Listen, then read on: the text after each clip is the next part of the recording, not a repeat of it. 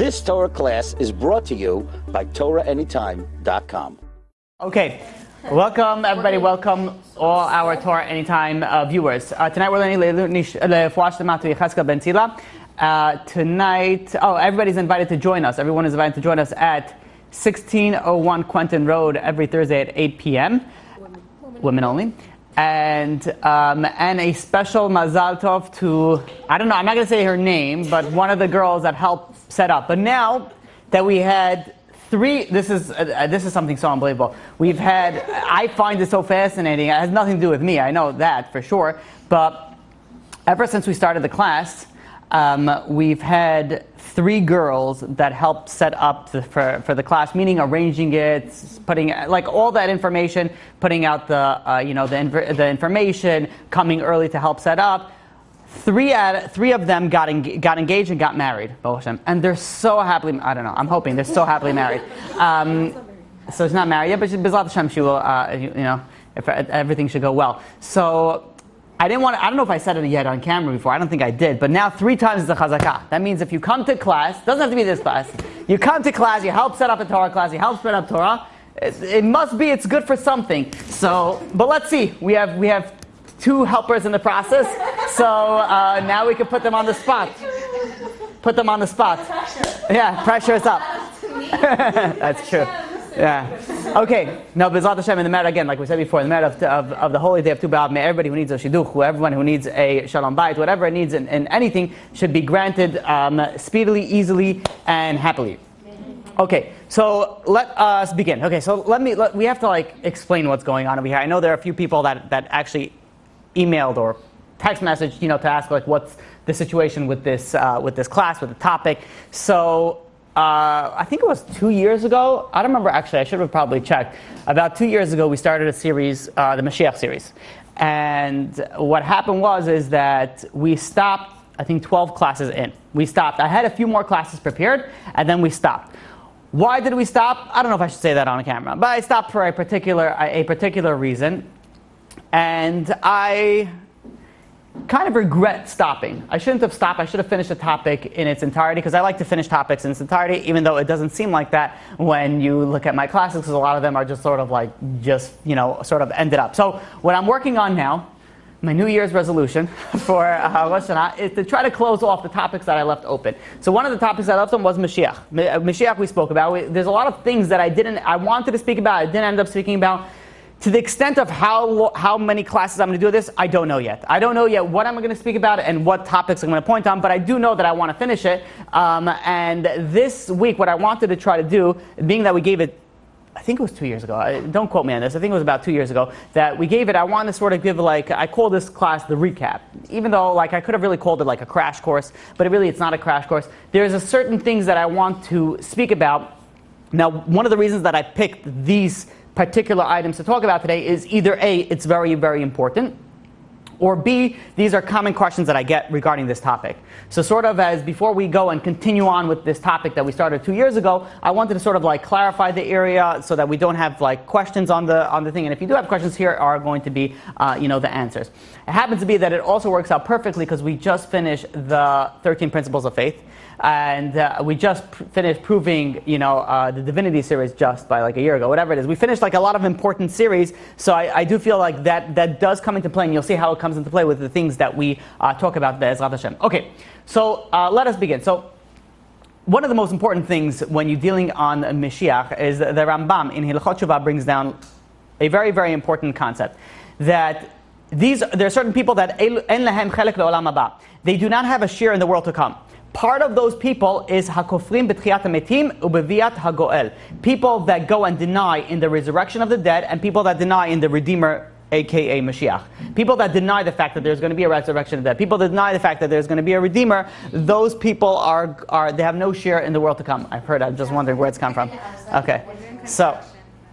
In any case, okay, so this is very, very important topic that it's not okay, yeah, I know it's, the Torah speaks about there's a Mashiach, but if you're not very familiar with Judaism, then it's okay, then there's Christianity, then there's different concepts, different sects with different messiahs and Mashiachs and things like that. So it is very, very important to clarify it. At the same point in time, the there are many concepts that when dealing with Mashiach that you don't really gain much from it. There's not much that you gain from it because it's sort of like it's nice information, but like for example, Rabbi Chanan Spector goes and explains like this: there are many predictions, and we're going to speak about certain predictions that are going to happen. But at the end of the day, we won't know how it will be until it will be. So we could speak about it from today until tomorrow and all different concepts of it. But at the end of the day, we'll see it when it happens. So one prediction happened like a week or two ago about like the foxes and like right. So yeah. What? Whatever it was definitely an interesting, definitely an interesting, let's call it situation that did happen. But I'll tell you one thing about the way I spoke a lot about Mashiach, and if you realize, I'm very, very particular not to use the current days and think like, okay, this happened, that means Mashiach is right now coming. There are many rabbis, and B'ezrat Hashem, I want to speak about it today, that speak about like, okay, Mashiach must come by this date, because it says, and they give proofs in the Torah, and they give legit, and everything's like legit 100%, but that's not the way that I do it. So I go based on what the sages said either in the Chazal or what the Psukim tell us in the Torah, and from that you will make your own decision. I am nobody able to say like Mashiach is going to come at this point in time because I can give you proofs from here, and here, and there's Torah codes and there's this codes, and it says over here in the Zohar it says this, over it must be Trump 777, whatever that goes on with all these numbers and things like that, and that's what it's going to be. I don't know. Maybe yes, maybe not. I'm not one to go and decide it, but I'm going to just deliver the information. I'll spread it out for you,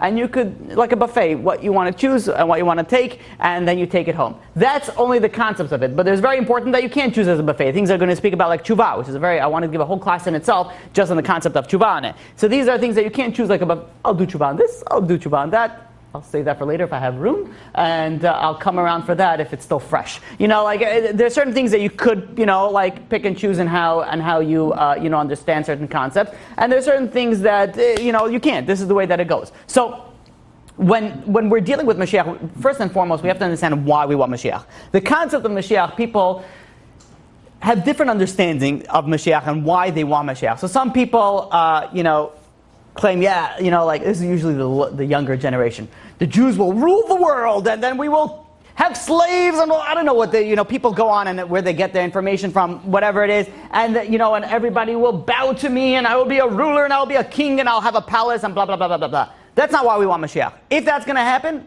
maybe we'll see. Hopefully, maybe, could be, possibly, depending on who's listening. But there are other people that may want Mashiach because, listen, that's when we could eat what we want, we could drink, we could celebrate. It'll be an awesome time. The Jews will be on top. That's why we want Mashiach. That's not why we want Mashiach. There are some people that want it. Some people want things that are different, and it's not some people. It's like almost everybody. The human beings have a very, very interesting psychological concept that we like something new and something different. And that's, there are certain politicians that utilize this, and they'll call it change, or they'll call it something new, or whatever it is. They'll put certain words out there and be like, I want to see something new. I want to try something new. The whole concept of having a new lease and having a new phone and having a new... We like new things. We like something new because we're bored very easily. Especially in our day and age where, all the therapists and the psychologists and psychiatrists slapped a bunch of letters into back of everybody's names. I'm not talking about PhD and MBA and anything like that. I'm talking about ADD, ADHD, ABCD, whatever, all the other bad letters that you could put together, they put it, there. So we like new things, and we get very, very easily distracted. We hear something new, different. Mashiach, yeah, that'll be interesting. I'll watch that show. That's not, I'll subscribe to that. So you think about it, that's not why we want Mashiach, because it's something, something different. On the, on the flip side, you have some people be like, the guy that cut me off, oh, I can't wait till Mashiach will come. I will show him. The Amalek that failed me in college. Oh, Esau over there, he's going to get payback over here. Oh, you know what the Arabs did? And you know what this did? It's not because we want revenge. It's not because we're going to live. Why do we want Mashiach? We want Mashiach so we'll be able to, it's a spiritual thing. We want it for God. We want it so that we be able to delve in Torah and its wisdom to the fullest extent possible. The purpose of the creation of this world. That's why we want Mashiach. Everything else is a false concept, a false pretext of why we want something. That's not the correct way. And if this is your thought process of why you would want Mashiach, then this is something that needs to be changed. No suffering also could be like a good reason. Again, it's better than revenge, but on the pole of like the importance, it's really... World peace also. World peace is also nice. Yes, it's also very important. Again, it's not a beauty pageant, right? I'll be like, well, I would like Mashiach for help of feeding all the poor, which is great. I want feeding all the poor. World peace, great. I want world peace also. But that's not the goal. The goal is not that. That is going to be a side effect of what happens. For example, there was time of world peace. Look at the time of before the Dar Flaga, before the Tower of Babel. Okay, you guys know what I'm talking about, right? I should try to translate it in English. Okay, so now there are many times in history that there was world peace per se. I'm not talking about world peace that they explain now. It was not technically it was also like that in the Shlomo's time to a certain extent, but I'm not talking about world peace where it's like everyone's smiling and be like, yes, hi, how are you? I want you to die right now as a heart attack. And yes, I love you too. What am I talking about? United Nations? Whatever. It doesn't matter. We don't have to throw out names over here. So, but that's not the concept of that we're referring to. Of course, we want world peace and we want everybody to be healthy and happy and live a long life. The whole world. Only the good to happen to everybody. That's all we want. But the ultimate goal, why is this so important? Because the ultimate goal is not this world. If you're thinking of Mashiach for the benefits of this world, then it's a little bit, on the wrong path. I'm not saying it's completely on the wrong path. It's a little bit on the wrong path because there are many, many more important aspects that need to delve over here. God can make world peace easily. God can make everybody, there's a reason, and there's a rhyme and reason for everything that happens. To everybody as a whole, and to everybody as an individual. Why certain people are not as healthy as others. Why are certain people have, not as financially stable as others. I'm trying to be very neutral over here if you're trying to see how I'm breaking my teeth over things. There are different, situations which could easily be resolved by God, but there's a reason why it's placed over there. And the reason is not, when Mashiach... No, there's a reason why everyone's going through that. And this is actually something that I do want to speak about, why people, go through, why they go through, and the suffering that unfortunate people go through. But before we get into that, we have to discuss a few concepts. And one of them is when we understand that we want Mashiach. And it's not because we know there's a song, we want Mashiach, and not because there's somebody heading fires, Mashiach now, and there's not, we want Mashiach, again, for the spiritual reasons behind it, to be able to serve God, but there's more than that. The Gemara on Shabbat tells us, the Gemara on Shabbat, page 31a, says that when you get up to heaven, after 120 years old, they're going to ask you a few questions. They're going to ask you, did you go in business honestly? Did you involve in Did you go and involve in procreation? Did you go and tzipita li'yeshua? Did you anticipate salvation? And this is something we spoke about before quite a few times, but it's important to give a little bit of a different understanding based on the class that we're giving today on what does it mean to anticipate the Mashiach. Anticipate the Mashiach meaning that you're waiting for it to happen. Not like a concept, Mashiach would be nice. Mashiach, that would be really, really nice. I mean, anticipating means like, I can't wait. Mashiach is coming. Like the second that you hear a loud horn, you'd be like, you grab your suitcase and you run out. I heard there was a clip, maybe this is the time that I could, I think it was a daily dose from Torah Anytime. I know I've been spilling you guys on this, but Rabbi Ari Ben Shushan said a fascinating story on it, that there was once a guy, and I'm saying it by memory, I did not prepare this, so I might say the details wrong. Go to Rabbi Ari Ben Shushan if you do want to find the full details of it. But there was once a guy in yeshiva that wasn't, had a very hard time getting married. And after, he got on in the years, and then finally he got engaged. And when he came to the Bet Midrash, all the people saw him and they were learning. They stopped learning. They started dancing with him, and they said they were so happy. The whole Bet Midrash was dancing. There was a rabbi in the back that came out with a suitcase. He's like, what's going on? He's like, and they were like, he got engaged. This guy got engaged. And the guy was like, it's just you. He's like, oh, okay. And he walks away and be like, I thought it was Mashiach. I thought everyone was dancing. I thought it was Mashiach. And I love the way that Rabbi Rabbi Shushan goes and he says, what's a fascinating thing? Is this rabbi had a suitcase. He had a suitcase ready in yeshiva. It wasn't even a house. He had everything ready. You know what is the anticipation of Mashiach? That's meaning anticipation of Mashiach means that you're anticipating it, that you're like, is he here? Is it coming? Like you're going on vacation, it's like, like assuming you're planning a crazy vacation. You're going around the world on a sail, I don't know, whatever it is that you like.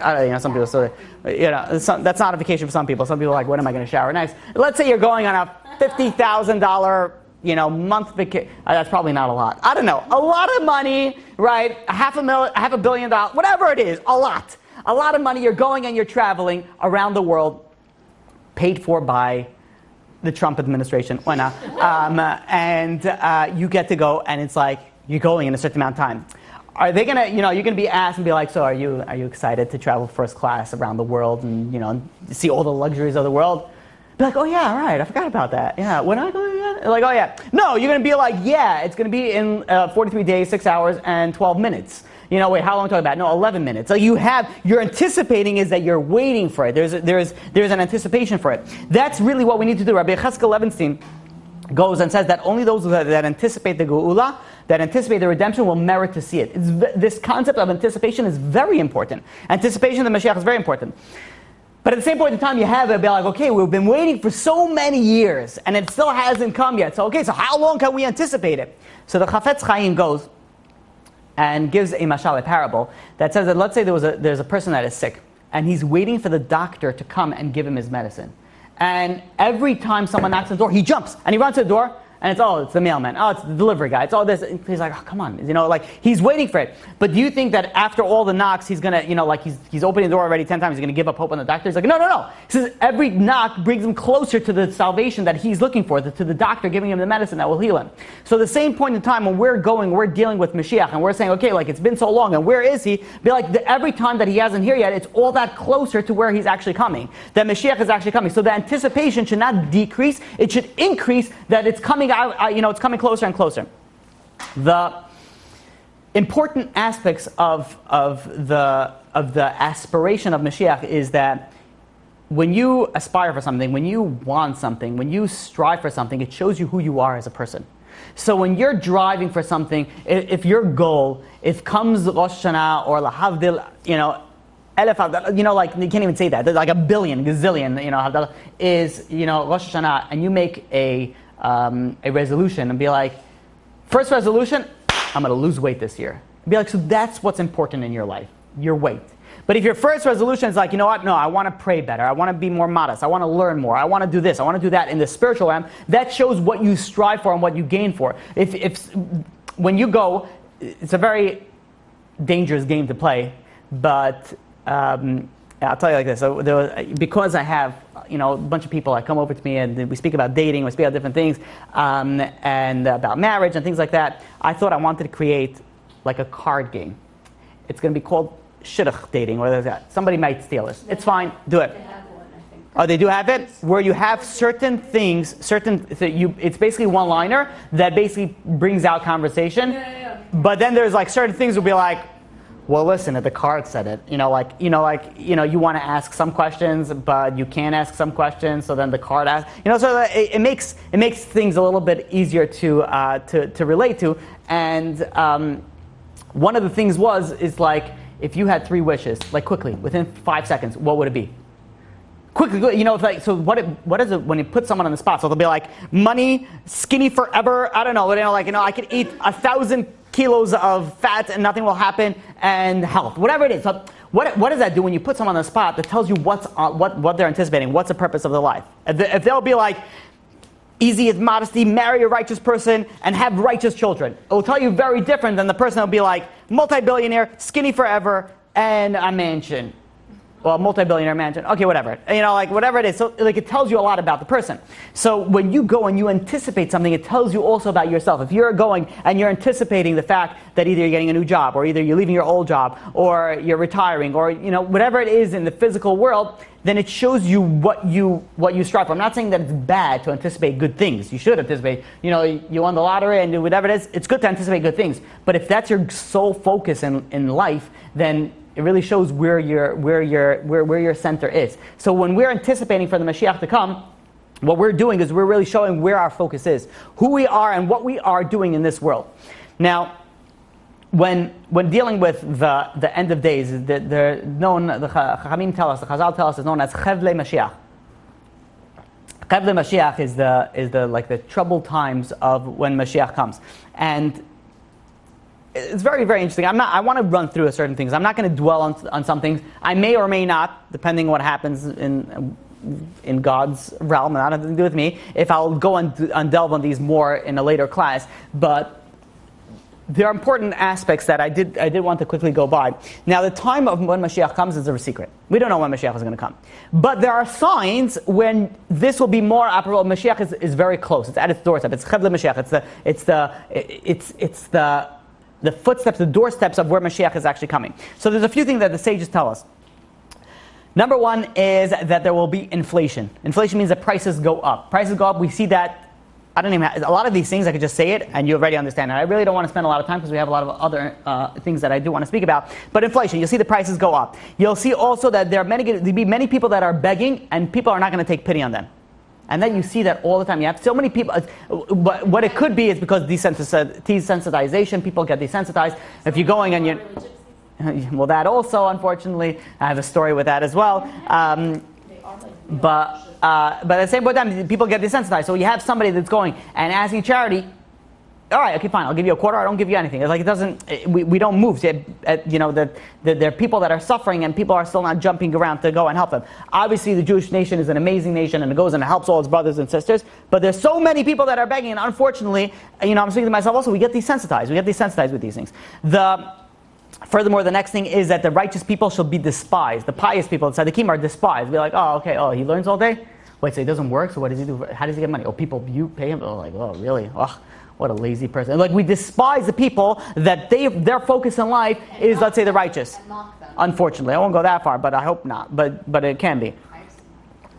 Furthermore, also, the truth will be abandoned. People search for falsehood rather than the truth. I could give an entire class just on this. And I could tell you 2 words that will sum it all up. Social media. And again, truth will be abandoned. People only go after falsehood. The young will insult the old. Again, I could tell you it in 2 words. Social media. People say, there are family breakups. I could sum this up in 2 words. Social media. But again, this is not a social media. This is not a social media thing. Right. So there's also going to be a lack of scholars. I could sum this up in 2 words. TV and movies. Okay, no. Okay, so yeah. TV, movies. Okay. But there's also going to be a succession of, and if you want to look it up, you can look at the Gemara Sotah in page 49b. There's going to be a success. Well, I don't think it doesn't say. I don't know. I know it doesn't say social media on it, but okay, that's my own little addition. There's going to be a succession of troubles and evil decrees, one after another. There's going to be troubles. There is going to be a famine. There's not going to be enough food. There's going to be epidemics of terrible diseases. There's going to be poverty. There's going to be international confrontations of nations provoking and fighting against each other. Oh, that's fine. There's everything. Everything I said here is like check. Yeah. Wait, you reading the news? What's going on over here? Like check. This is the Gemara Sanhedrin. Page 98a says that if you see a generation that is overwhelmed with many troubles, one after another, await from Mashiach. That's when Mashiach is coming. If you see nations that fight against each other, look to the feet of Mashiach. Look to Mashiach is coming, very close. The Rambam, Maimonides, says in Igel Teman, he says that the exiles will, when it becomes lengthy and there's many troubles that befall us, people will leave the religion. People will leave the religion. It's not us. We don't get enough education. Whatever it is that they, whatever. They did, and we'll speak about World War II. Right, we'll speak about World War II. Very, very true. The Rambam goes on and writes that at the end of days, with all the troubles, one of the focuses that we need to do is on belief and like emunah, like on belief and the truth. And he goes on and says that it's very important to teach the women and children these concepts. So they will, and this is you're talking about like almost 1,000 years ago. The Rambam wrote this that when there wasn't today you have women's classes. Back then you didn't have that the women's women's classes as we have today. So he said it's very, very important to teach this to women and children because they're going to have a lot of questions, and it's very important that these questions are answered. That they will have good belief and the questions will be answered. The Chafetz Chaim writes that says that don't be surprised when you see those that deny the Torah will be successful, because this is also part of our test and the trials for the time of the Mashiach comes. And it's very interesting because it will be very difficult at this point in time to remain strong in faith and emunah. Even people that are religious, people that were I speak to people and people have, and I'm not saying that they're wrong. These are thoughts that pop into people's head that people say like, okay, so where's God? Like, why is God doing this to me? Like, after all this, it's very, very difficult to remain in faith. And even more so, you're going to have leaders, unfortunately, that will preach falsehood, that will go and they'll teach the wrong Torah, they'll teach the wrong things, and they'll go and they'll say, you don't have to do this, you don't have to do that, this is really a stringency, Shabbat, modesty, whatever it is that they're going to go and give on. And that is why, something very interesting, I heard a very interesting interpretation, Chavlei Mashiach, Chavel, anybody who speaks Hebrew, is a rope. Is like a rope. A rope, if you want to go and climb, you have to sometimes, if it's windy, you have to hold very, very tightly to the rope. Before Mashiach comes, why is it not Chevlei Mashiach, like the ropes of Mashiach? Because you're going to have to hold very tightly. If you want to hold onto your faith, you have to hold very tightly during that time. There's going to be a lot of people that are going to be going off. There's going to be a lot of people that are going to be coming on. It's going to be a very, very windy and turbulent time. There's going to be a lot of suffering, a lot of issues and problems, and then a lot of greatness. There's going to be issues coming from all angles. If you want to hold on, you have to hold on very, very tightly if you want to stay a kosher Jew. Now, it's very interesting as why the Chachamim told us about this. Like, why do we need to know about this? Let us deal with it when we come. Why did this have to be in the Gemara? Why did the sages have to go and tell us all these problems that's going to happen, what we should expect, all the issues that we're going to have to deal with? And these are not, fun issues to deal with. Why did the Chachamim tell us that? So, one of the reasons is that you can't compare somebody who anticipates and knows that there's something's going to happen to somebody that doesn't know that something's going to happen. If somebody is aware that it's a test, it's much easier to pass than somebody who's aware that it's not a test. So if let's say somebody's at work working for a let's call it a stock. I don't know. People. Okay. Well, let's use this example as what popped into my head. Like a stock brokerage firm, like a big, like let's say a hedge fund that goes and uses the money to go and make more money. I don't know how to explain in layman's terms. Just like, think about like a Wall Street type of business. And people that are familiar with Wall Street businesses, there are a lot of legal ramifications that you need to do with that. If you're going into stocks, you can't have there's like certain knowledge that you're allowed to have, you're not allowed to have prior to that. You can't have insider information. There's all insider trading. There's certain things. Now imagine there's a big hedge fund that goes and wants to check out its loyalty to its of its employees, and they go and they arrange to make like a make believe that the SEC comes in, the government comes in and goes and audits everybody. Says, okay, where did you get the information for this stock? Where did you get the information? Show me all your papers. Show me all that. Like they want to test them. So some of them will say, I don't want to tell you anything. Show me a lawyer first. Some will be like, I'm so scared. Okay, here's what I have over here. Here's what I have over here. I'm sorry, I did this thing wrong. I did this thing wrong. So they want to test them. So sometimes they'll go and they'll create this whole like scenario to see how they are, how they will succeed in that type of situation. So imagine somebody is stuck in the interrogation room, and he did something, let's say, that wasn't 100%, let's call it kosher. And he's sitting over there, and he's nervous, and he's like, oh my God. He's like, it's like the government's right outside. They could lock me up. They could put me in prison. Who knows what they could do. And they don't know what. And then the door is left a little bit open. It's left just a tad bit open, and he sees through the crack that the boss is talking to one of the FBI agents. And be like, wait a minute. He's like, okay, this guy does this and this. Ask him these type of questions. They're like, wait a minute. Is this a test? He's like, oh, okay, there's a test. All right, no problem. I got it. And the guy comes in and says, like, I'm not telling you anything. And the FBI agent is telling you, I'm going to send your kids to prison. I'm going to send your grandchildren to prison. I'm going to lock up your money for generations to come. You're going to be amazed. Whatever it is, he is going on and be like, you got nothing on me. What changed? Beforehand, he was nervous, right? He was so nervous he was going to give them everything. But the second that he realized that it was a test, he'd be like, oh, wait a minute, it's a test. This is not real. If this is not real, then I'll be able to handle it. If you go through life realizing that this is a test and this world is not real, the real world is in the next world. So it's all of a sudden be like, wait a minute, this is a test? I got this. Okay, no problem. You're able to handle things differently. So the sages put the information on it because when you see these things happen, realize this is a test during the end of days. These are a test that you have to go and you have to, oh, it's a test? Now you have more of a chance of being able to succeed.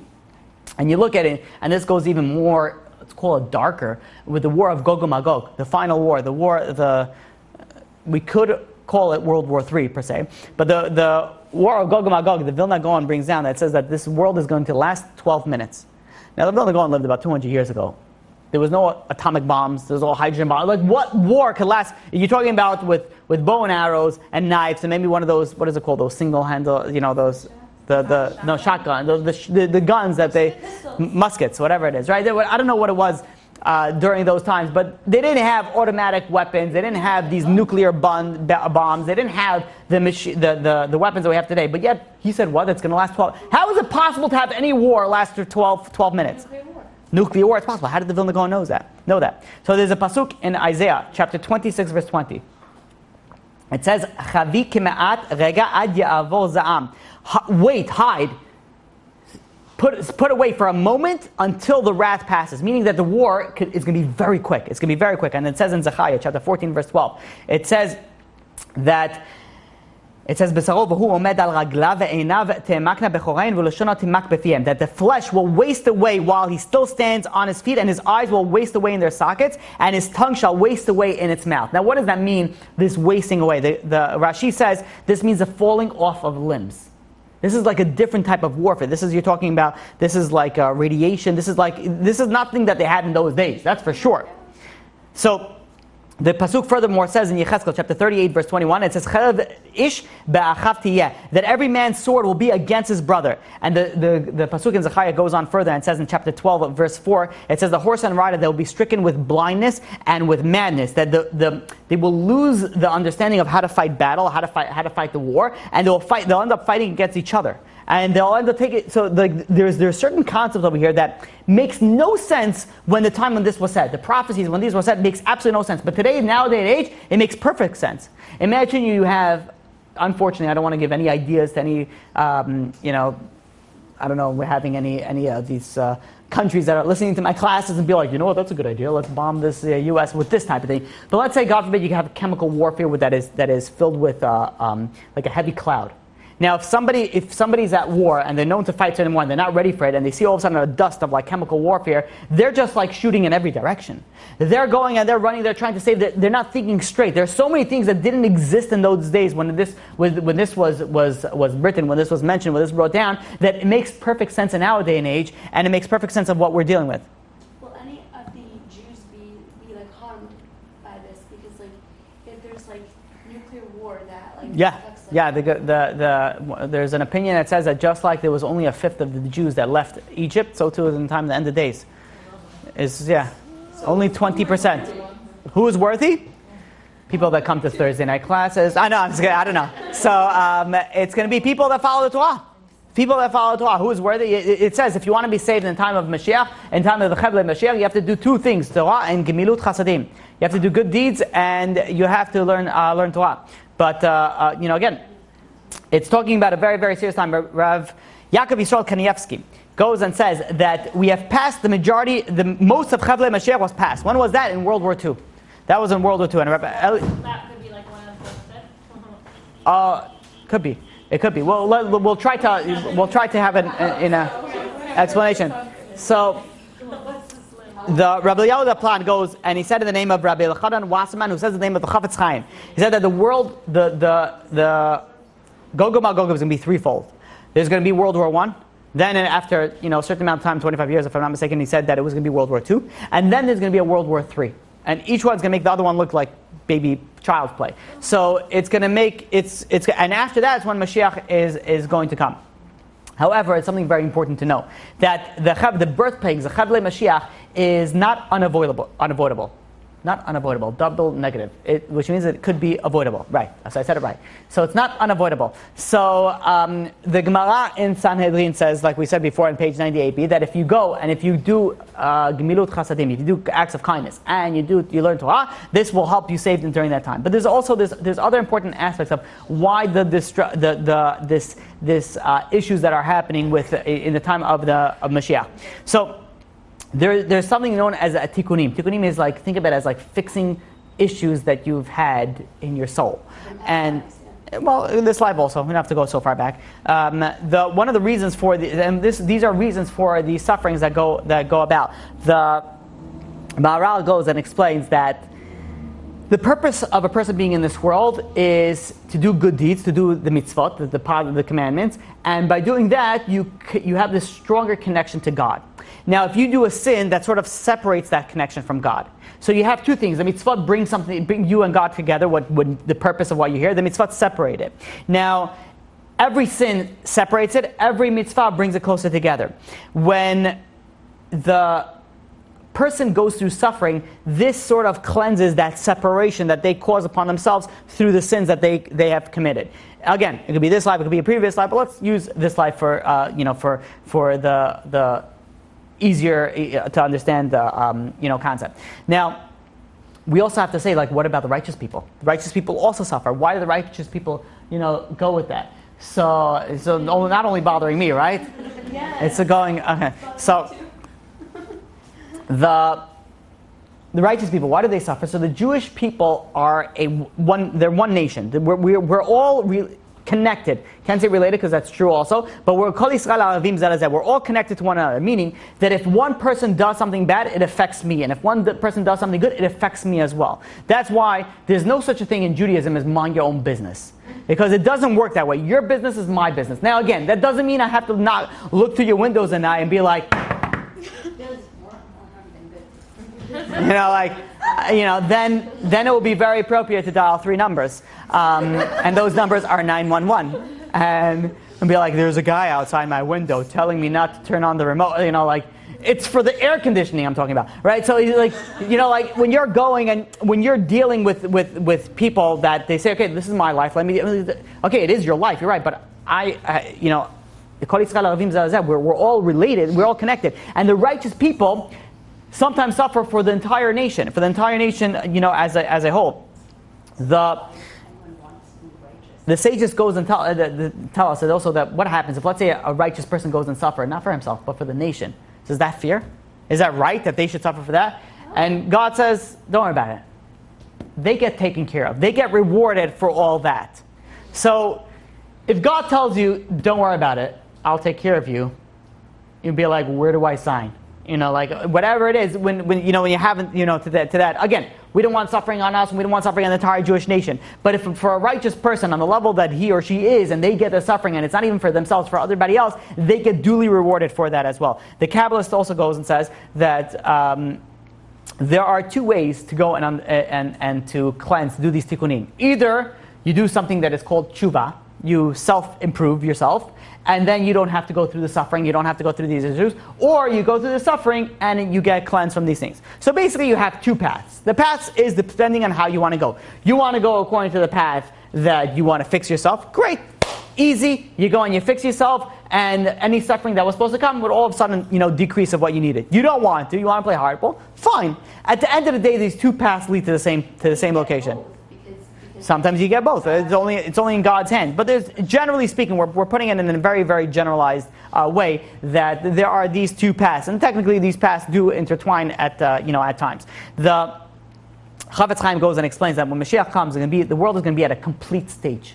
It's going to be a stage of completeness. Now, at this stage of completeness, there are some accounts that need to be settled.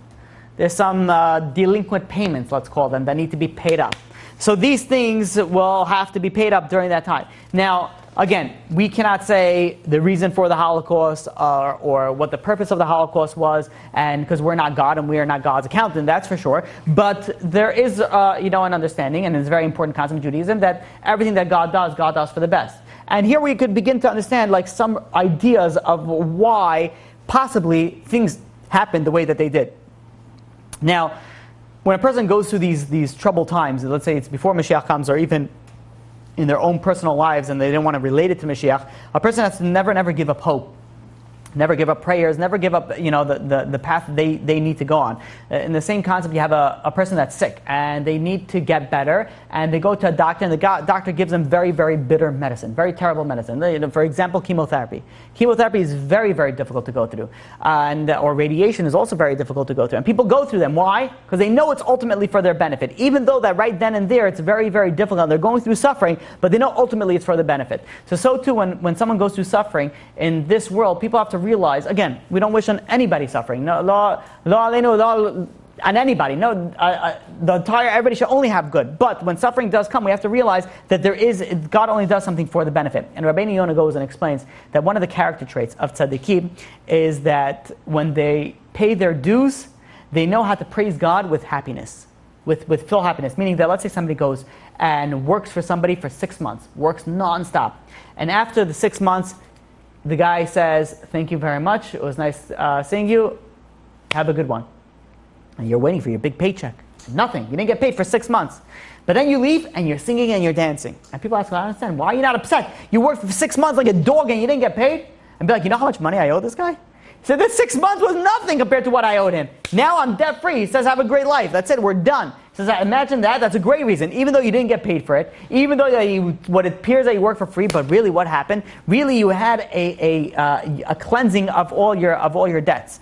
So when you're thinking about the sufferings and the tribulations and the troubles that people go through before Mashiach comes, there is always a positive and a negative way to look at anything in life. And the morale goes and says that any transition in life is always involving with Yisurim, with suffering.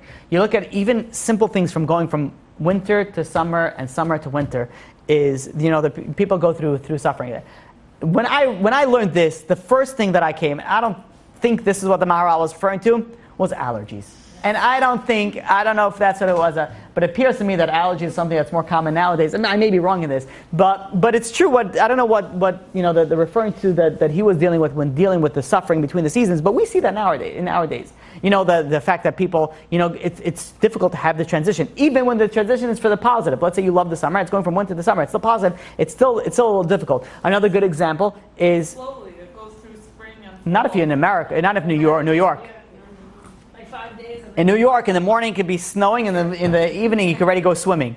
Right? It's ridiculous. I've seen it change so much. I'm like, New York, it's just like its people, bipolar. So, and it's very fascinating. New York tells you to always have faith in God because whatever they tell you is always not true, and so, whatever. Different class in itself. But another thing that we see the transition is you look when a child transitions to adulthood. We call this transition suffering. I mean, teenagers, and teenagers go through a lot of difficulties. It's like, I'm not talking about the fact that you're speaking like this one day and then the next day you're like this. For a man, okay.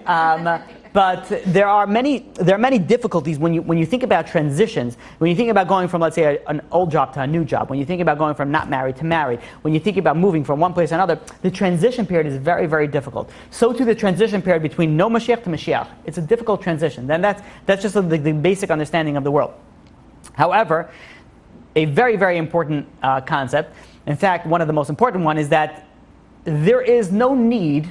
This is not a requirement that the people have to go through the suffering. It's not a requirement. Meaning that if the Jewish nation goes and returns to God, they do tshuva and they return to the things that they need to do, then there's no need for it to happen this difficult way. And there are many, many different, angles to look at this. For example, Yishmael, at the end of the day, is going to be suffering from the children of Yishmael. Yishmael is you break those words as Yishmael.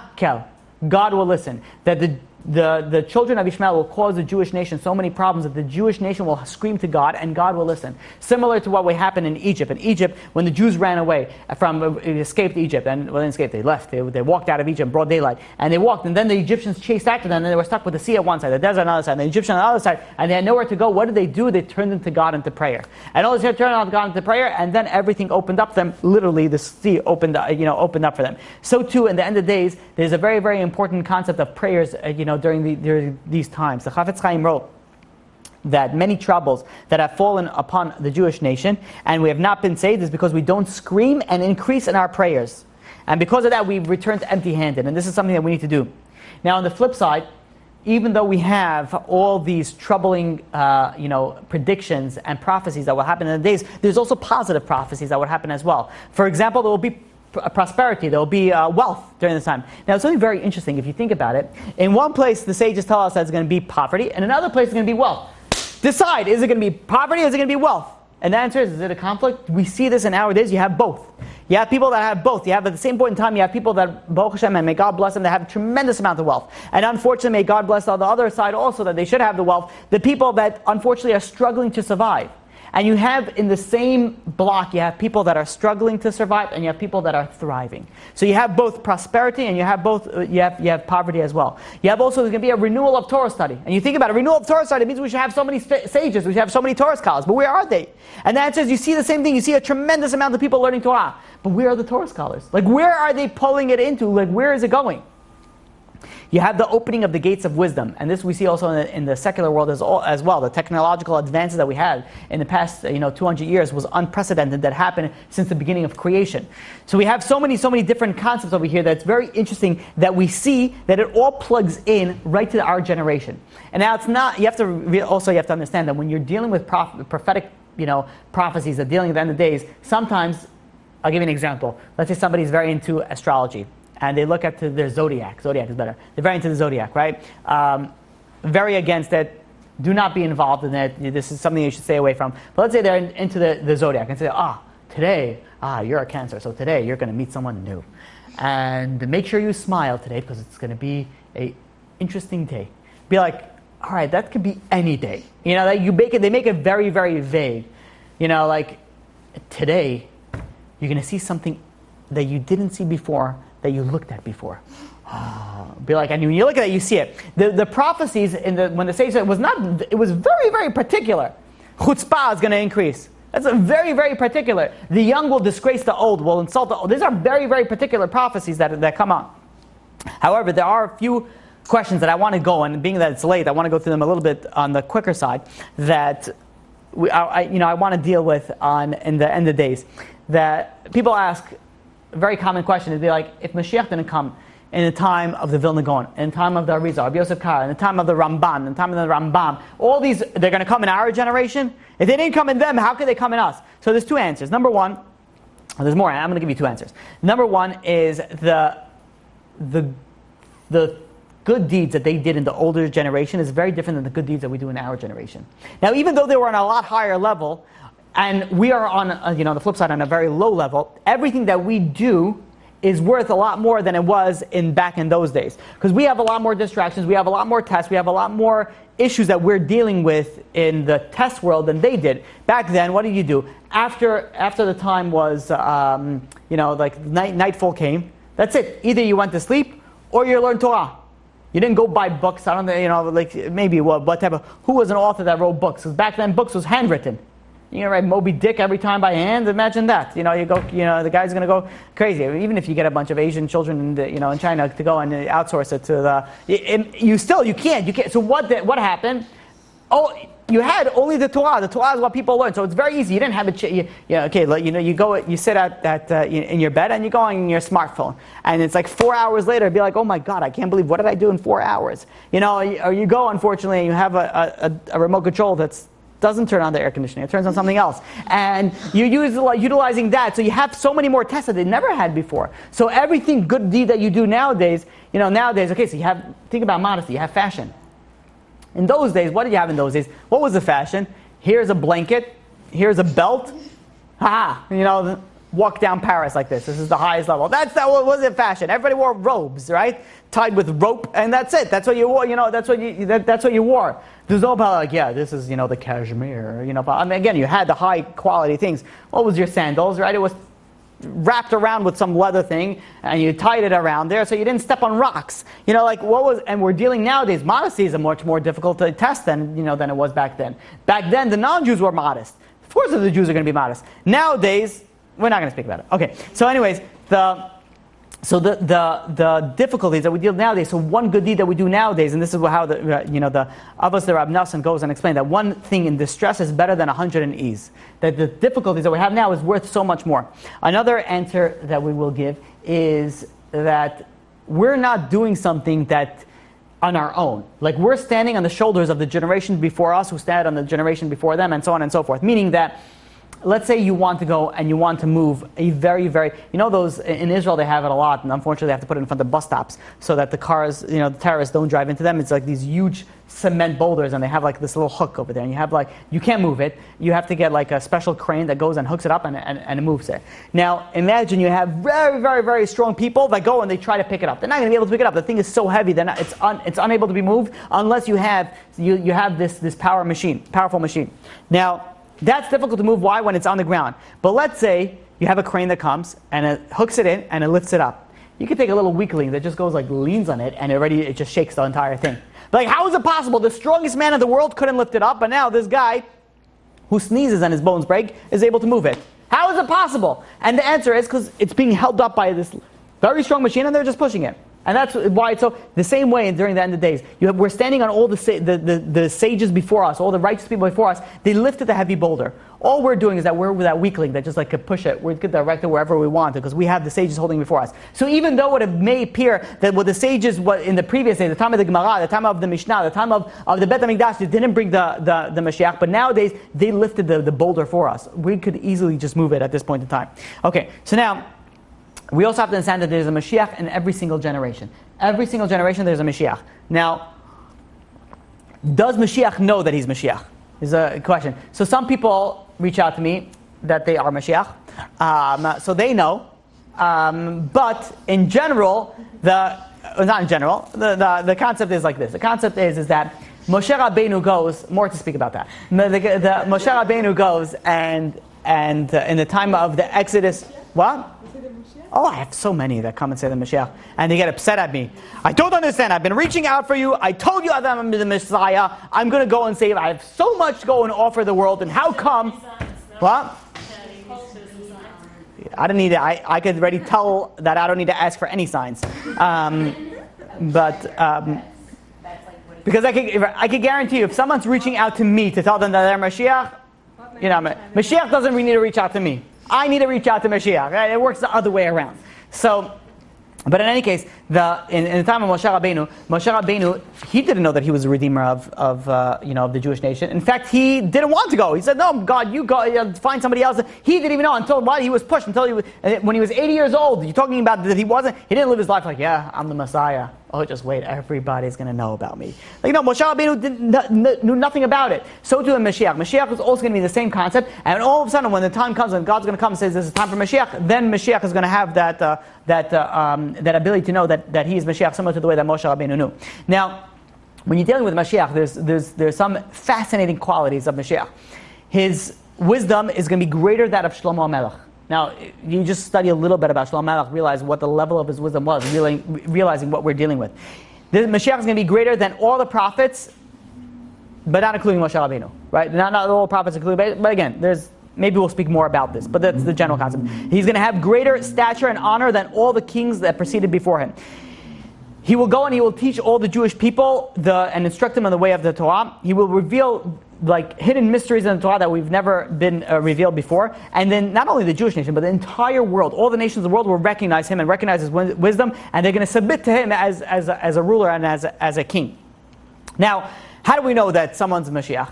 So it's not because someone's going to say, I'm Mashiach.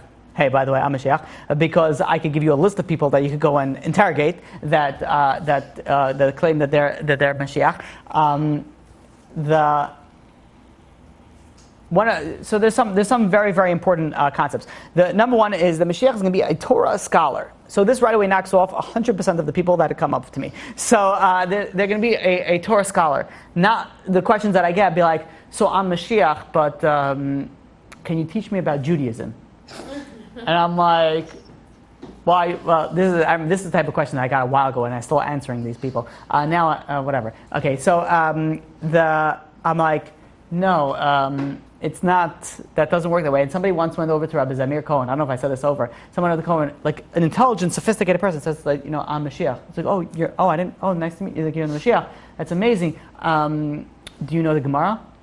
Be like, no. Do you know the Mishnah? Be like, no. It's like, Mashiach needs to know that. Finish all of that, and then come to me. Back. It's a nice, easy way to go and say that. Maybe I should start doing that. Telling people after you finish the written law and then the oral law, then come back to me, and then let's discuss of your messianic powers. So. Also, what is Mashiach? How do we know Mashiach? So he's going to be a big Torah scholar. He's going to bring all the people back to Judaism. He's going to physically bring people back to the land of Israel. He will rebuild the temple. During this point in time, we'll speak about it. There's not going to be any conversion. And how do you know that this is actually going to be Mashiach? There's a very, very simple litmus test to know if this is Mashiach or this is not Mashiach. And the answer is, if he gets the job done. If you get the job done, that you're Mashiach. This is what the easiest proof regarding JC.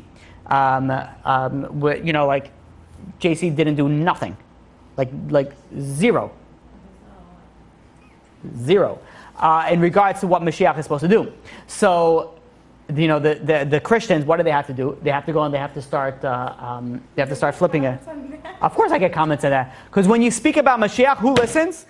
Christianity thinks Messiah. Oh, very good. The Christians listen to it. So no, they should know that the JC did nothing. If not, go look at my other classes and take me up on that as well. So, but what Christianity has to come with? There's going to be a second coming. Yeah. You know why there's going to be a second coming? Where did you get that? Why are you making things up? Like who gives you permission to start making things up? Like, okay, and then there's going to be a third coming and a fourth coming. And then according to your thing, I have 10 messiahs that should be your messiah as well. Oh, they didn't get anything done yet? Okay, they didn't get to the first coming yet. They're still working on it. So, like when they're going, nowhere in the Torah does it speak about there's going to be a second coming. Mashiach doesn't need 2 tries. It's going to come one time. It's not going to go one time and be like, I'll be back. And then they come back and be like, now I got it. I learned from my mistake last time. Now I'm going to get it. It doesn't work that way. Mashiach comes and that's it. There's not going to be like trial 1 and be like, okay, it didn't work, but you better believe. Otherwise, but there's going to be a second coming, so don't worry about it. He's going to come back. He's going to save you all. Well, there's no second. Well, there is second chances, but not for the Messiah. Messiah, how do you know that Mashiach is Mashiach? Not when he says he's Mashiach, not when he's going to perform miracles, not with anything else. He could feed 500 people, he could turn water into wine, he could walk on water, I don't care what he could do, right? He could go and he could do close-up magic with cards, for all I care. But he's not going to be Mashiach until he goes and he completes the tasks that Mashiach is supposed to complete. And that, there's no second coming, there's no third coming, there's no fourth coming, there's no anything else. It's one shot, one time. That's Mashiach or not. That's it, end of story. So, clear, all right? Okay, good. So, let's see the comments that we'll get to. Okay, so now let's speak about this. What time is it? Okay, it's getting to be a little bit late. So let's go through this a little bit fast. The calculating the end of time, the end of the redemption. Let's go through this fast. So I'm just checking the time. The Gemara in Sanhedrin, page 97b, says that may the spirit of those who calculate the end expire. Now, that's not a good thing. You should not be calculating the end of time.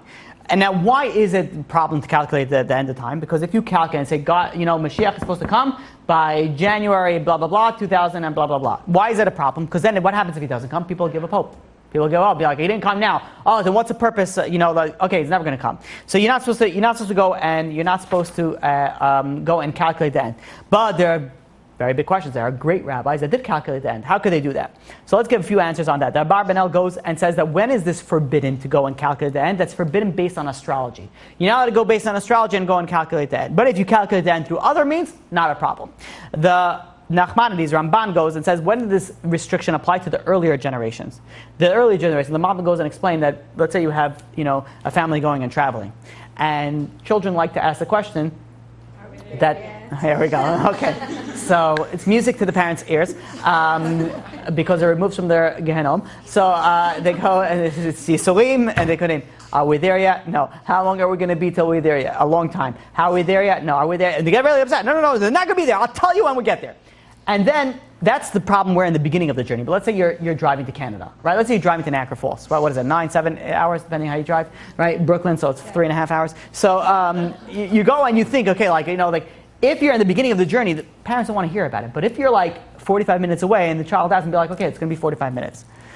How long is 45 minutes? Okay, that's another story. They go and they say, if it's closer, it's easier. So the way the Nachmanides goes and the Malbim goes and explains is that in the earlier generations, because Mashiach is going to be very far away, you're not supposed to go and calculate then. But when you're coming to the very close end of times, end of days, the days that we are now, then it's not a problem to calculate it because it's right at the end of the journey. The Maharal goes and explains also what was the purpose of the forbidding of calculating the end, because the HaKadosh Baruch Hu went and he concealed the end. Why? Because when you know the end, that's a little bit of a salvation in itself. When you know, what? It's like exactly, when to, okay, I'm going to do teshuva, Exactly. So if let's say God comes to you and says, Mashiach is going to come in 20 years. And be like, wait, 20 years. So I got about 15 years of partying. And then I'm going to fix myself up for 5 years. It's going to be like crazy. Or on the flip side, it could be, let's say it's going to be in 80 years. And of course, Mashiach is coming tomorrow. But I'm saying, when you think about it, when you say, hey, it's in 80 years, be like, 80 years. So you're going to be pushed off, oh, what do I care? So it could turn people off when you're going and you're trying to go and calculate the end. Surprise is always The what? So the element of surprise is always right. Right, so, but also there's an anticipation. There's a tzipita lishua. If you say that, oh, Mashiach's coming 20 years, what's the anticipation? In 20 years, I'll anticipate it in 19 and a half years. So the reason why you had Rishonim that go and went and they calculate the end of days is that there's another reason also, is that is because that the Jewish nation was going through very, very difficult hardships during that time. And they needed a boost. They said, Mashiach is going to come at this point in time. Oh, it's so close. Okay, so then I'll do it. Now we have to understand that. Why would the righteous people go and say that? The righteous people would say, what, are they lying then? Be like, oh, they needed to boost the morale. And be like, okay, so guess what? In 2 years' time, Mashiach is coming. In 1 year's time, Mashiach has got to come. Why would they say that? We have to understand the concept. And to boost the morale, we also have to understand what is the idea behind it. So this is something that I spoke about before, but I want to go a little bit in depth into it based on the questions that I had. I think this is an important topic. The pasuk in Isaiah, chapter 60, verse 22, it says that when Mashiach will come, Be'ita achishena. It's going to come in its time. In its time, I will rush it. I will make it go faster. I'll hasten it. So the question that I asked, these are the contradictory statements. In the time, I will rush it. In the time, I'll hasten it. Either it's in its time, or I will rush it. If you're ordering something on Amazon, it's either going to be delivered in your regular prime 2 days, or you're going to go and you're going to go 1 day. It's not going to be like, in its prime time, same day delivery. Be like, wait, what is it? Well, maybe they do that. I don't know. But you can't say like 7 to 10 days delivery or next day delivery. Figure it out. You're like, wait, is it 7 to 10 days or is it the next day? So when you're dealing with the pasuk, what does it say? In its time, ba'ita achashena. I will go and I will rush it. So really, it's no contradiction. What is it the pasuk referring to? If the Jewish nation is worthy, then it will come early. It will come achashena. It will come fast. But if not, then ba'ita. Then it will come in its time.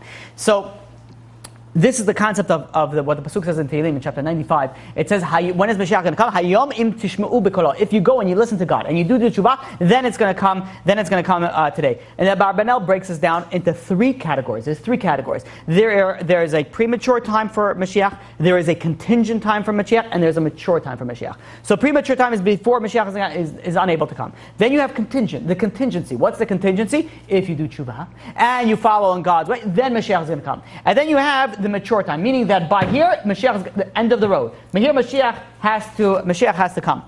Ooh, okay, almost finished. You have to cut something short. So now we have to understand something. When was the prohibition? What was the prohibition to calculate the end of days? Was it a prohibition to calculate when it could come early? Or was it a prohibition to calculate when it's going to come the end of days?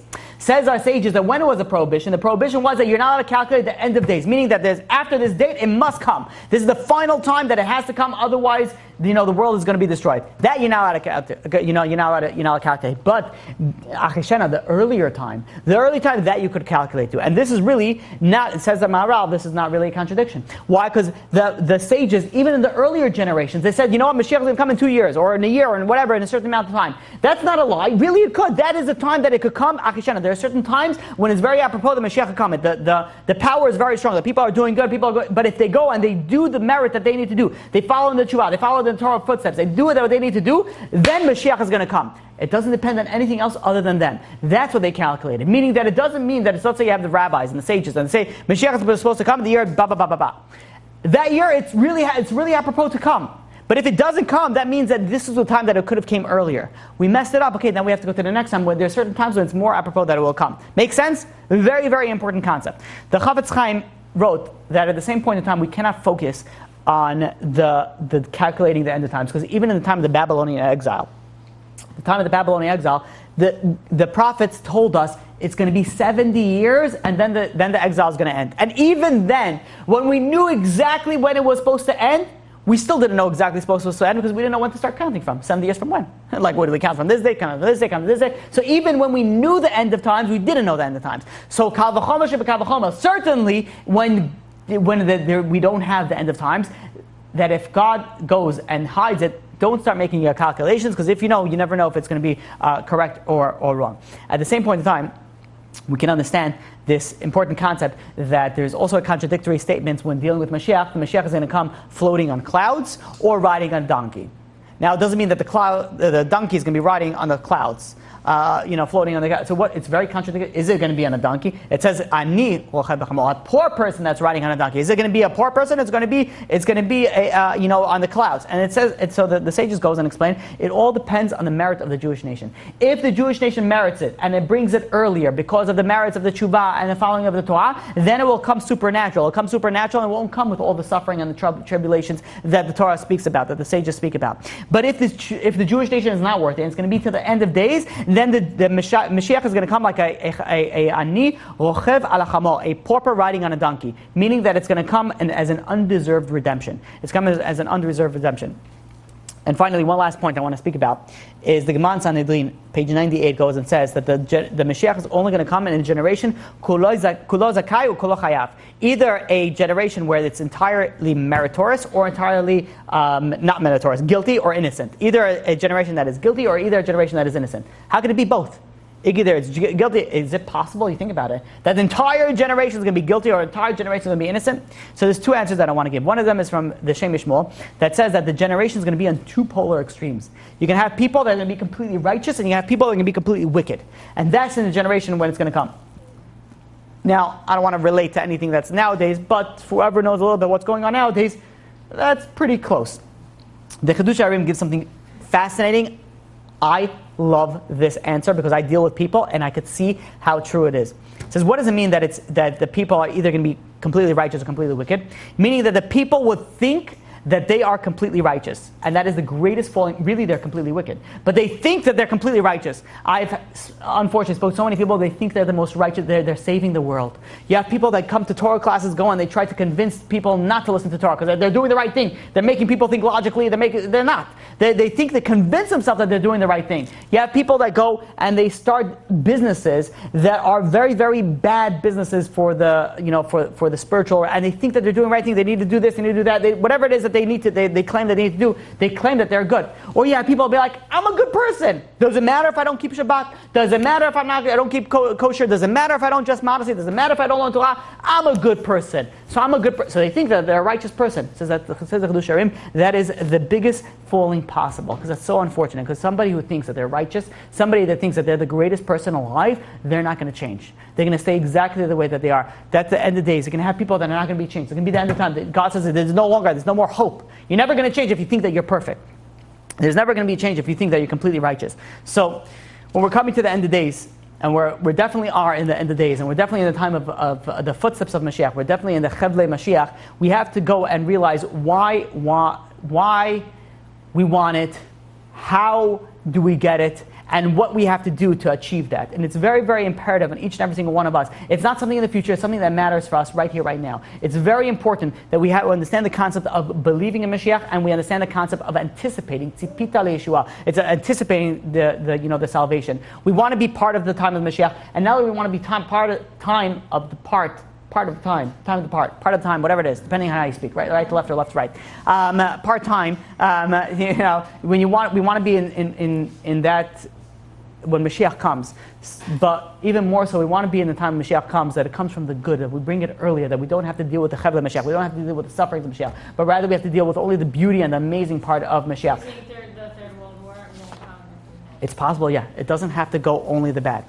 In general, you should know that any prophecy that the Torah says that if it's negative, it doesn't have to come to fruition. It's only if the people are not worthy. If the people are worthy, then it's fine. So if a prophet comes and says that there's something bad that's supposed to happen and it doesn't happen, it doesn't mean that they're a false prophet, because it could be that people did tshuva. At the flip side, if a prophet comes and says there's something positive that's supposed to happen and it doesn't happen, then it's a false prophet.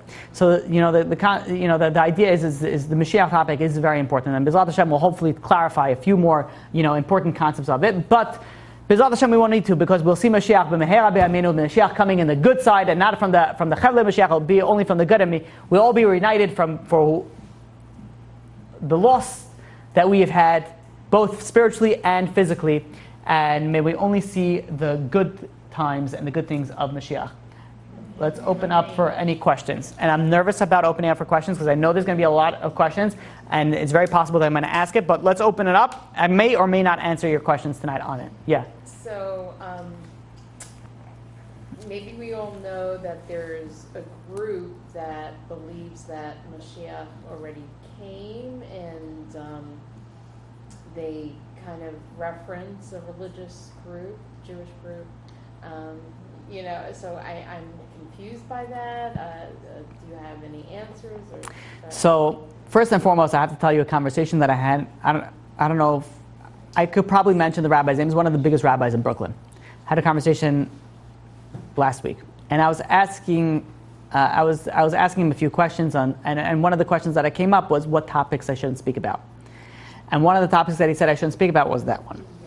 So, but one of the so we have to understand like this. It's Mashiach is going to be alive, and he's going to, like we said before, Mashiach is going to go, and he's going to. How do we know it's Mashiach? When he finishes the job, that's how we know it's Mashiach. But at the same point in time, every generation there is a Mashiach. There is a Mashiach. To say that he was Mashiach, very possible. I don't know. I'm not God. I'm not God's accountant. But now that he is no longer around, so now we are awaiting the Mashiach that will, every generation, and the generation that's going to go and complete that, the prophecies and complete the things that Mashiach needs to complete to. I mean, it's like Christianity almost. Like they say that Mashiach came. It is. It's just as bad. So it happens to be it's a very, very small sect. And it's a very small sect that deals with that. I'm just saying it's like a very delicate subject. I spoke to people in that sect. I've spoke to Rosh Yeshivas of that sect, and I've had long conversations, and understanding. There's a lot to speak about it, but I won't speak about it for the instructions that I got. And why did the rabbi say I shouldn't speak about it? The rabbi said you shouldn't speak about any topics that separate Judaism. You don't speak about topics separate Judaism.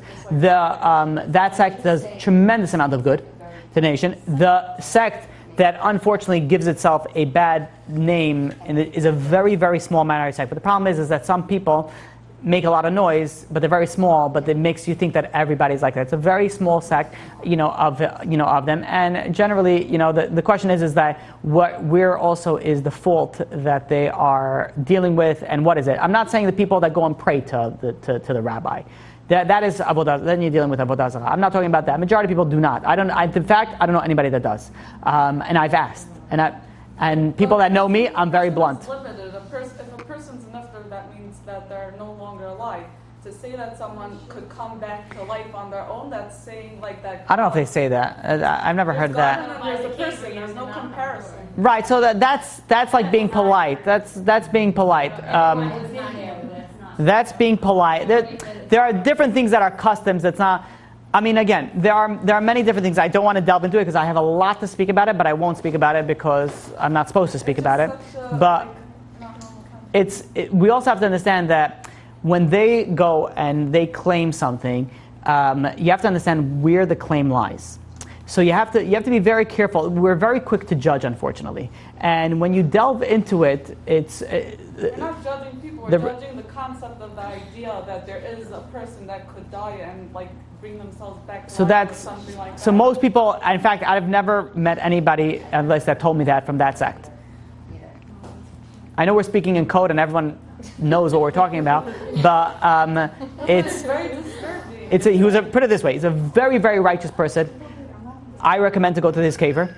I think his kever is. He's a tzaddik, but they're turning in almost like Moshe, like that if Moshe would have been buried in the turn. Yeah, they would have turned out, or Yosef. They would have. I was talking about Moshe Rabbeinu, right? So it's true, but they don't. Again, you're not allowed to go. You're not allowed to pray to. You're not allowed to pray to. Yeah, and it's true. There's a lot to speak about. There's a lot of stories that bring about it that the rabbi came in dreams and things that the top, whatever it is. But all said and done, from my research and from the people that I spoke to, and I spoke to not the lower ones. I spoke to people that had yeshivas teaching these things, and the majority of them do not believe in that. The majority of them do, it's a very misunderstood concept when you actually go and you delve into it. Again, so they do a tremendous amount of good. They do a lot of good. If there's a small sect that maybe is a little bit misconstrued, maybe, possibly, and it's just a misunderstanding that they have. Unfortunately, there are many people that have misunderstanding. There's always different groups that have, among them, people that have weird concepts. Yeah. This is totally different, but Thank God. marry Mashiach? I'm not looking. Yeah. Put it on your resume. I like long walks on beach and prefer to marry Mashiach. Technically, can Mashiach get married? I have to look into that. That's a good question. I don't see why not. It's not the priest. How do you measure generation? Like, is the person like 30 now, or like how do you measure the generation? Like, is he the one for every generation, but every generation? Like, oh, that's what you asked the question. Yeah, do they overlap? So there's different. That's an excellent question. How do you measure a generation? How could it be a Mashiach? Because let's say this is a very interesting question. So let's say you have Mashiach. Is the person that's supposed to be Mashiach is 100 years old, and then he passes away. So then the next Mashiach is supposed to be born, but then let's say he's 0. What are you going to do until 20? Right? Like, you can't be Mashiach at 6 years old or 6 months old. Be like, hey, I'm Mashiach. Because we give those people medicine. So there is the concept is that there are people that are worthy of being Mashiach, and God will tell. So there's very possible that there's 2 people that are alive that could be Mashiach, but one person is going to be Mashiach. When that person dies, and the other person is the worthy, Mashiach. Now again, this is my own understanding of a certain concept, so don't quote me that I may be wrong in that concept, but this is the way that I understood it, and this is also based off a little bit of a concept of the ibu of neshamot. It's like a piggyback of souls in reincarnation. So it's a little bit on the Kabbalistic side and how it works, but that's the way that I understood that question, because I had the question myself. But also, how long then is the generation? Like, is it 30 years? Is it 80 years? Doesn't matter. For that doesn't matter. When you're dealing with Mashiach, how long is the generation is a different topic with Mashiach. Talks like, some people say generation's 30 years, some people say it's longer. So It could be 15 years, it could be there, depending on what you're asking. If somebody goes and asks me, can I date somebody? It depends. So let's say there's a girl that wants to date, it's very common for girls to date older guys, and in certain communities. So where is a generation where it's like that's too much? So I don't want to throw out a number, but this is a number that I heard a well-respected rabbi say, that's 15 years. 15 years is a different generation already. That's a different concept. Now, in our day and age, right here, right now, it's like I feel like I'm in a much older generation from people that are 5 years younger than me. That's how I feel. I'm like, what do you do? Like, I don't understand the social media stuff and that. I'm a pretty tech savvy person, but I don't understand like the things that, the stuff. So again, what's a generation depends on what the question is. Is it for dating? Is it for children? So a lot of these things are self-explanatory depending on how you ask the question. For Mashiach, it's when Mashiach comes in that particular generation in that particular time, and again, be moved around. Mashiach like one soul? Like, can it be one soul that's just it's over every generation? So let me explain it like this. There's something known as an ibu neshama, and again, I don't want to say that it's 100% related to this, but I want you to understand this concept. I think with this concept, you'll understand a little bit of the concept of where Mashiach can be related to. So there's reincarnation. Reincarnation is a very common concept that a person dies and then comes back into this world. That is one concept of reincarnation. The Arizal goes and brings down, there's a little bit of other concepts, there's different concepts that are not so common in reincarnation that are known as ibu. Ibu, you think about it as piggyback, meaning that somebody could be alive and then another soul can come and piggyback on that soul. And that doesn't mean possession. Doesn't mean you walk in and be like, like all the time. But it could be like you have a great ancestor that comes in and they were, let's say, very careful in a certain mitzvah, and you were also careful in a certain mitzvah, so you have like this certain connection. They could come in and sort of piggyback on you and help you achieve things that you wouldn't have been able to achieve before. Now, use it as a tikkun for them. Meaning they could, but that's for the negative. This, what I'm talking about right now, is for the positive. Sometimes you'll have people that, let's say, they do things that they never thought they would be capable of doing. They never thought they had the power to do. Now, it could be that they did have the power, but it's also, there's another answer that it's possible that they had a little bit of extra help, from behind the scenes. Hashem could help you. How could another Hashem's helping you through that. Hashem's helping you, well, yeah. So if you think about that in regards to Mashiach and the piggybacking and that, you could plug in a few simple calculations and it would clarify. Again, this is more in the Kabbalistic realm of things, but there's Mashiach, there's one neshama of Mashiach, but how and when it comes down and when it's going to be revealed, that's my understanding of it. Someone said he's going to have a spark of Moshe. Yes, we'll speak about that. Yeah. Yes, we'll speak about that. Oh, that's a class I want to give, the two Mashiachim, yeah.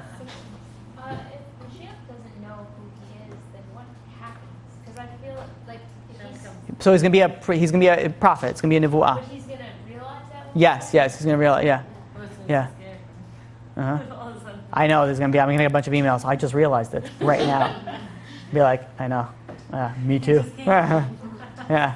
Just came to me. So yeah, but it's a. What if he doesn't, like, What if he thinks that he's insane, like he's thinking something?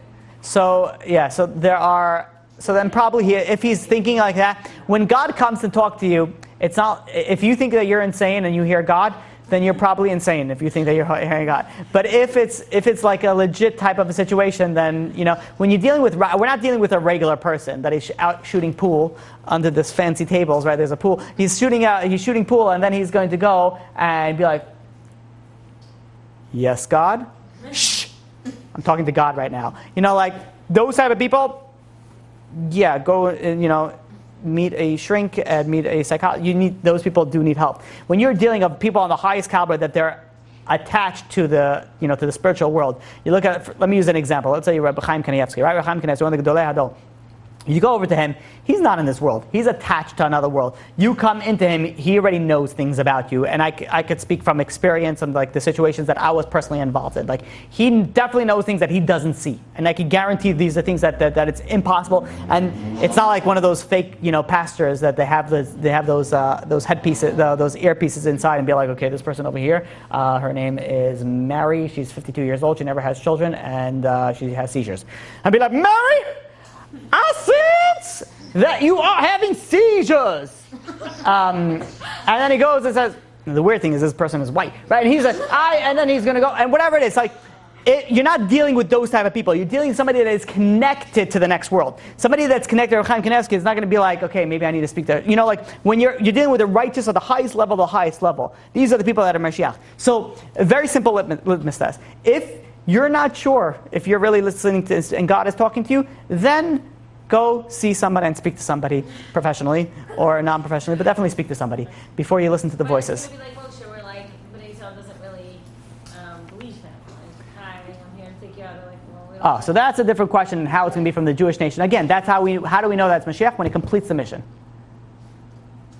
Everybody will know. But people will listen, meaning people are so divided. We'll see then, right?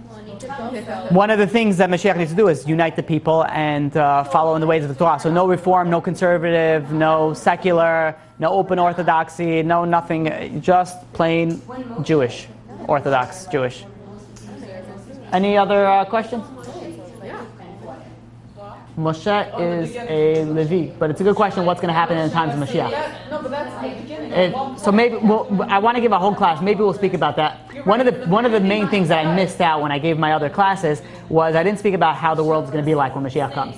And I find that's a very important concept. I also found that I want to speak about the two Mashiach. I also want to delve a little bit about the prophecies that I only touched upon. So these are some ideas that I may be speaking about. We'll see with God's help. We'll see what we get to.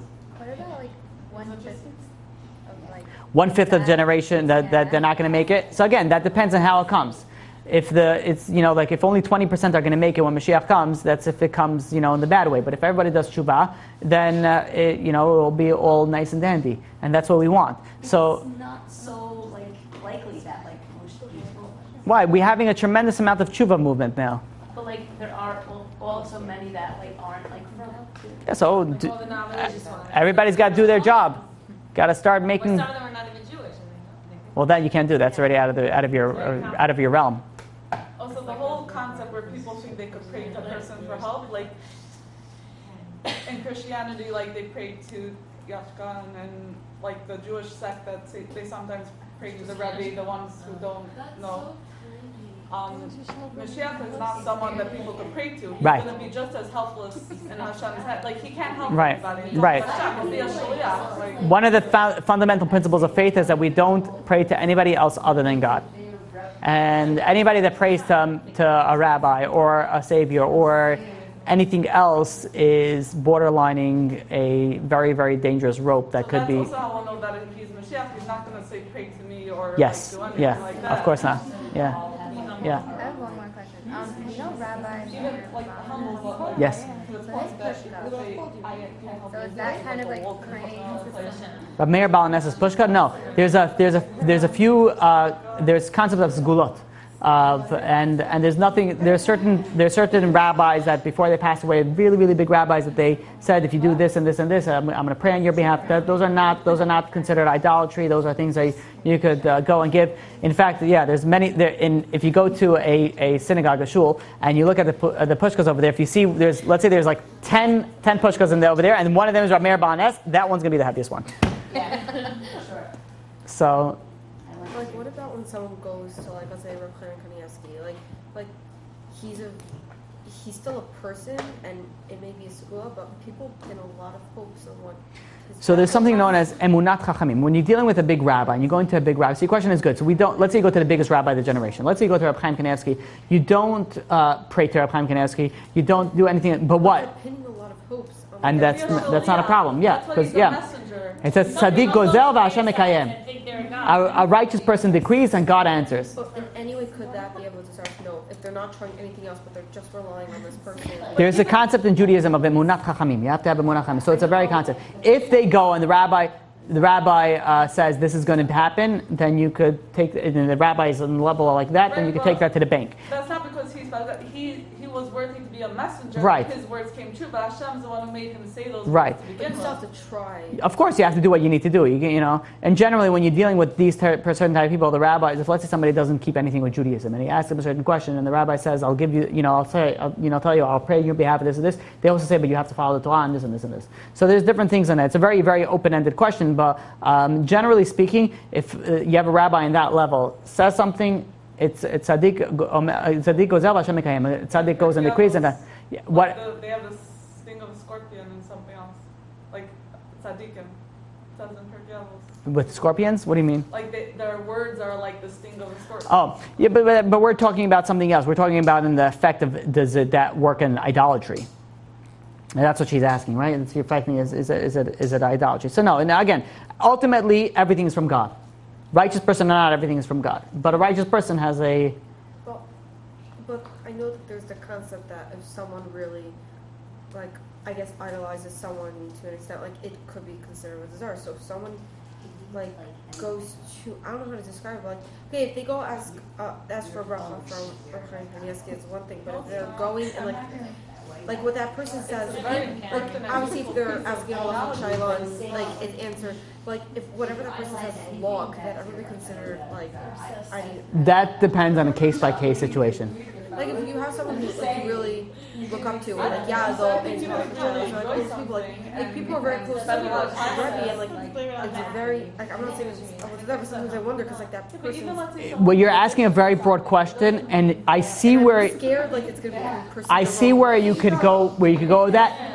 99% of the time it doesn't happen, but it depends on the situation that you're going. And generally, the way that the rabbis answer, it doesn't happen that way. That it turns into idolatry when you go to a rabbi and you ask him a question, you ask him for these certain things. I hear what you're asking, but generally it's not. But if you give me a particular situation, I will be able to answer it more particular, and you'll see that it doesn't work that way. Any other questions? No? Okay, Chazaku Baruch. You've just experienced another Torah class brought to you by TorahAnytime.com.